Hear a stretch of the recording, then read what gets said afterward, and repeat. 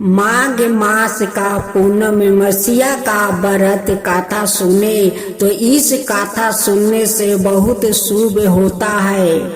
इस पूनम मसीहा पर अगर आप सारा दिन उपवास रहकर शाम को व्रत तुरते हैं तो सारा दिन का व्रत आपको पूर्ण हो जाता है। इस व्रत को बहुत शुभ माना जाता है।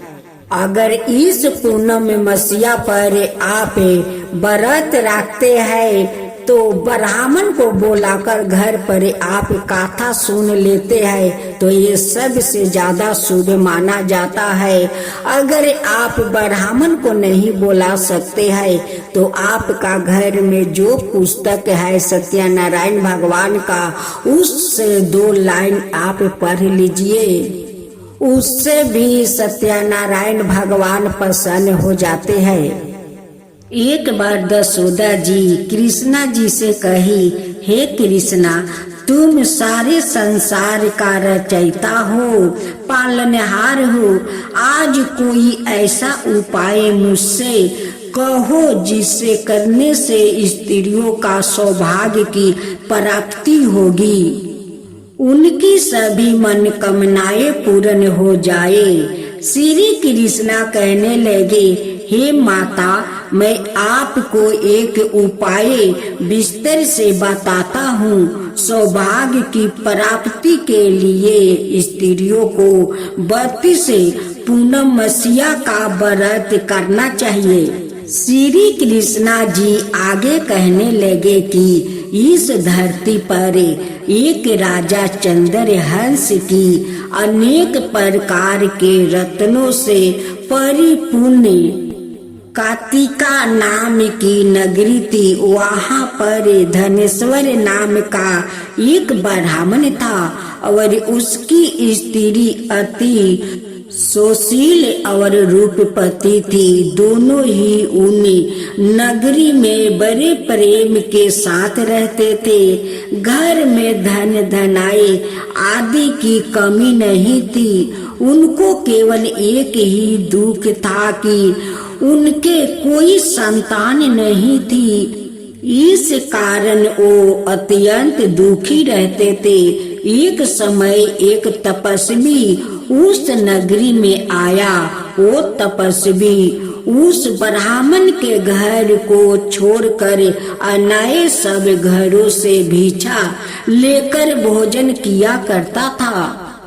एक दिन हमेशा की तरह तपस्वी भीषण को प्रेम पूर्वक खा रहा था। धनेश्वर ने योगी का यह सब कार्य देख लिया। धनेश्वर योगी से बोला, महात्मा ने, आप सब घरों से भिक्षा लेते हैं परंतु मेरे घर की भिक्षा कभी भी नहीं लेते, इसका कारण क्या है? योगी ने कहा कि निस्तान के घर की भीख पतितों के अन्न के तुल्य होती है और जो पतितों का अन्न खाता है वो भी पतितों हो जाता है। चौकी तुम निस्तान हो, अति पतित हो जाने के भय से मैं तुम्हारे घर की भिक्षा नहीं लेता हूँ। धनेश्वर यह बात सुनकर अपने मन में बहुत दुखी हुआ और हाथ जोड़कर योगी के पैरों पर गिर पड़ा और कहने लगा, हे महाराज, यदि ऐसा है तो आप मुझको पुत्र प्राप्ति का उपाय बताइए। आप सबर ज्ञान है, मुझ पर अवश्य ही कृपा कीजिए। मैं पुत्र ना होने के कारण अत्यंत दुखी हूँ। आप मेरे इस दुखों का हरण करो। आप सामर्थ्य बन है। यह सुनकर योगी कहने लगे, हे ब्राह्मण, तुम चंडी की आराधना करो। घर आकर उसने अपने स्त्री से सब पीरतंत कहा और सवाए तप के नियमचित वन में चला गया। वन में जाकर उसने चंडी की उपासना की। चंडी ने 16वां दिन उसको सपने में दर्शन दिया और कहा, हे धनेश्वरी, जा तेरे पुत्रा होगा, परंतु वो 16 बरस की आयु में ही मृत्यु को प्राप्ति हो जाएगा। यदि तुम दोनों स्त्री पुरुष 32 पूर्णमसिया को व्रत विधि पूर्वक करोगे तो वो दीर्घ आयु होगा। प्रातः काल होने पर इस स्थान के समीप ही तुम्हें एक आम का वृक्ष दिखाई देगा। उस पर चढ़कर एक फल तोड़कर शीघ्र अपने घर चले जाना। अपनी स्त्री को खिला देना। ऋतु स्नान के पश्चात वो स्वच्छ होकर श्री शंकर जी का ध्यान करके उस फल को खा लेगी। तब शंकर भगवान की कृपा से उसको गर्भ हो जाएगा। जब वो ब्राह्मण प्रातः काल उठा तो उसने उस स्थान के पास ही एक आम का वृक्ष देखा, जिस पर एक अत्यंत सुंदर आम का फल लगा हुआ था। धनेश्वर वृक्ष पर चढ़ गया और उसने एक अति सुंदर आम का फल देखा। ब्राह्मण ने जल्दी से उस फल को तोड़कर अपनी स्त्री को लाकर दिया और उसकी स्त्री ने अपने पति के कहे अनुसार उस फल को खा लिया और वो गर्भवती हो गई। देवी जी की असीम कृपा से उसे एक अत्यंत सुंदर पुत्र उत्पन्न हुआ, जिसका नाम उन्होंने देवी दास रखा। माता पिता के हर्ष के साथ वो बालक बढ़ने लगा। भवानी की कृपा से वो बालक बहुत ही सुंदर, सुशील और पढ़ने बहुत ही निपुण हो गया। दुर्गा जी की आज्ञा अनुसार उसकी माता ने 32 पूर्णमसिया का व्रत रखना प्रारंभ कर दिया, जिससे उसका पुत्र बड़ी आयु वाला हो जाए। 16वां बरस लगते ही देवी दास के माता पिता को चिंता हुई कि कहीं उनके पुत्र की इस बरस से मृत्यु ना हो जाए। इसलिए उन्होंने अपने मन में विचार किया कि यदि यह दुर्घटना उनके सामने हो गई तो वो कैसे सहन कर सकेंगे। इसलिए उन्होंने देवी दास के मामा को बुलाया और कहा कि हमारी इच्छा है कि देवी दास 1 बरस तक काशी में जाकर विद्या ध्यान करे, इसलिए साथ में तुम चले जाओ और 1 बरस के पश्चात इसको वापस लौटा लाना। सब प्रबंध करके उसके माता पिता ने काशी जाने के लिए देवी दास को एक घोड़े पर बैठाकर उसके मामा को उसके साथ भेज दिया। धनेश्वर ने सपत्नीति के अपने पुत्र की मंगल कामना और दीर्घ आयु के लिए भगवती दुर्गा की आराधना और पूर्णमसिया को व्रत करना आरंभ कर दिया। इस प्रकार बराबर 32 पूर्णमसिया का व्रत पूरा किया। कुछ समय पश्चात मामा और भांजा मार्ग में रात्रि बिताने के लिए किसी ग्राम में ठहरे हुए थे। उस दिन उस गांव में एक ब्राह्मणी की अत्यंत सुंदर सुशील और गुणवती कन्या का विवाह होने वाला था, जिस धर्मशाला के अंदर वर और उसकी बारात ठहरी हुई थी, उसी धर्मशाला में देवी दास और उसके मामा भी ठहरे हुए थे। संज्ञा बस कन्या को तेल आदि चढ़ाकर मंडप आदि का कीर्तन किया गया, तो लगन के समय वर को धनु व्रत हो गया। अस्तु वर के पिता ने अपने कुटुंबियों से परामर्श करके निश्चय किया कि यह देवी दास मेरे पुत्र जैसा ही सुंदर है, मैं इसके साथ ही लगन करवा दूं और बाद में विवाह के अनाए कार्य मेरे लड़के के साथ हो जाएंगे। ऐसा सोचकर देवी दास के मामा से जाकर बोला कि तुम थोड़ी देर के लिए अपने भांजे को हमें दे दो, जिससे विवाह के लगन का सब कीर्तन सुचारू रूप से हो सके। तब उसका मामा कहने लगा कि जो कुछ भी धर्म पूर्वक यदि कन्यादान के समय वर को मिले वो सब हमें दे दिया जाए तो मेरा भांजा इस बारात का दूल्हा बन जाएगा। यह बात वर के पिता ने स्वीकार कर लेने पर उसने अपना भांजा वर बनाने को भेज दिया और उसके साथ सब विवाह कार्य रात्रि में विधि पूर्वक संपन्न हो गया। पत्नी के साथ वो भोजन ना कर सका और अपने मन में सोचने लगा कि ना जाने यह कैसी स्त्री होगी। वो एकांत में इसी सोच में पड़ गया और उसकी आंखों में आंसू भी आ गया। तब बंधु ने पूछा कि क्या बात है, आप इतने दुखी क्यों हो रहे हैं?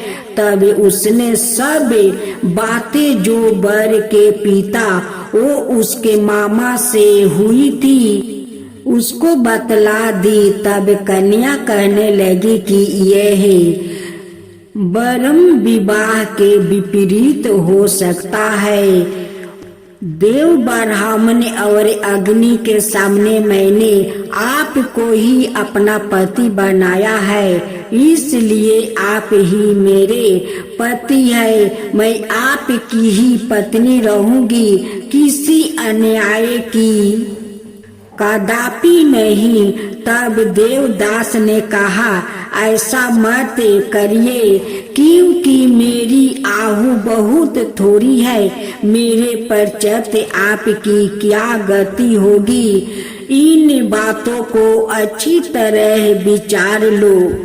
परंतु वो दृढ़ विचार वाली थी, बोली कि जो आपकी गति होगी वही मेरी गति होगी।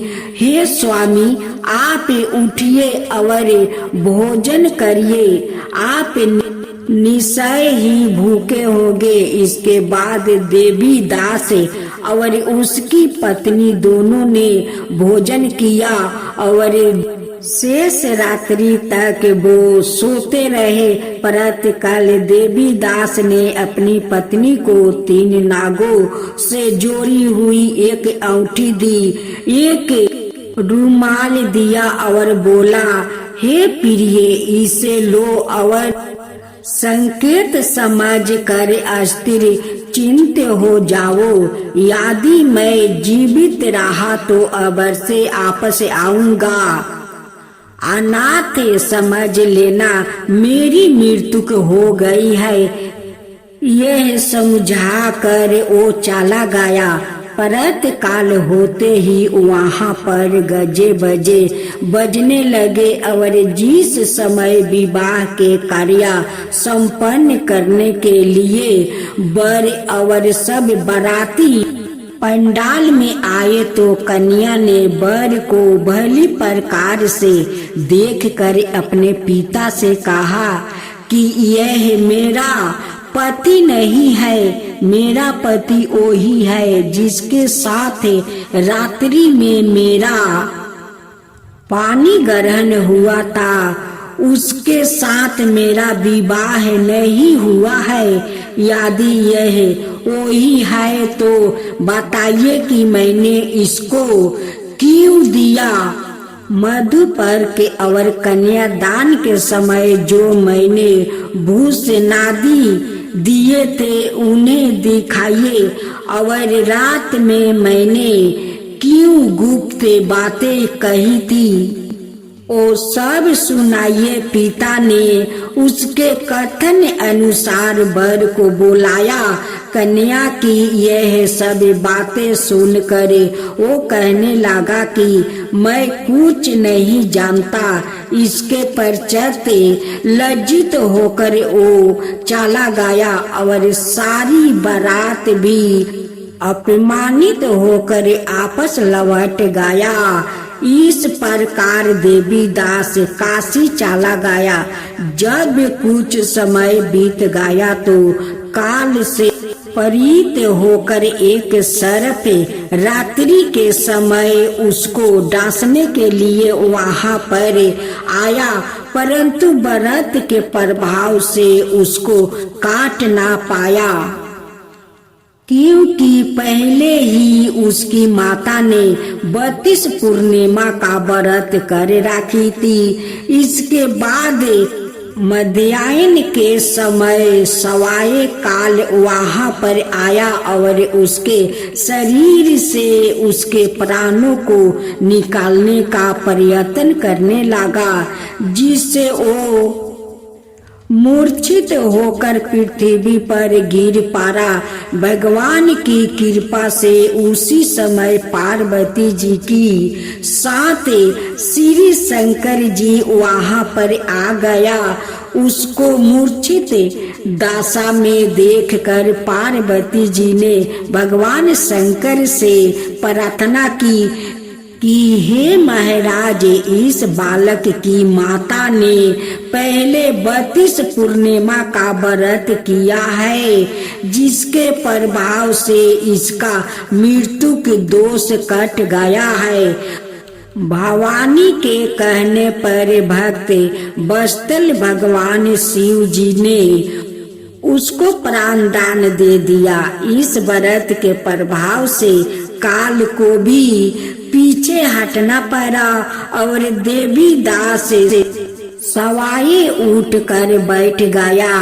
उधर उसकी स्त्री उसकी प्रतीक्षा किया करती थी। जब 16वां बरस व्यतीत हो गया तो देवीदास भी अपने मामा के साथ काशी से चल दिया। इधर उसके ससुराल वालों उसको ढूंढने के लिए अपने घर से जाने वाले ही थे कि वो दोनों मामा भाजा वहाँ पर आ गया। उसको आया देखकर उसका ससुराल बड़ी प्रसन्नता के साथ अपने घर में ले आया और बाद में खूब धन के साथ अपनी पुत्री को उसके साथ विदा किया। कृष्णा जी ने कहने लगे कि इस प्रकार धनेश्वर 32 पूर्णिमाओं के व्रत के प्रभाव से पुत्रवान हो गया। जो भी स्त्रियां इस व्रत को करती है वो जन्म जन्मांतर में विधवा का दुख नहीं भोगती और सदाए सौभाग्यवती रहती है। यह मेरा वचन है, इसमें कोई संदेह नहीं है। यह व्रत पुत्री पुत्रों को देने वाला और संपूर्ण मनोकामनाओं को पूर्ण करने वाला है।